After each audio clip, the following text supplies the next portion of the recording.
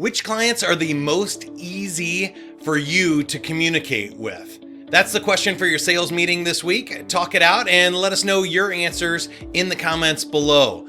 Typically, it's based on personality style. So if you're a dominant person, and you like people that make quick decisions, they talk high level, they get stuff done, then they're probably pretty easy for you to sell. If you're outgoing and you're an influencer and you love people that chit chat and have a good time, they're always fun to work with, maybe those are the easiest for you.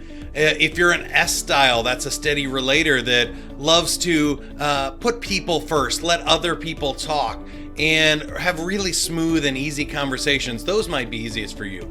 Or if you're a compliant, somebody that likes to follow the rules, check all the boxes, you like a client that's super detailed and organized, oftentimes the opposite style is the one that you'll have the most difficult with. Share in your comments below what's easy, what's hard for you to sell.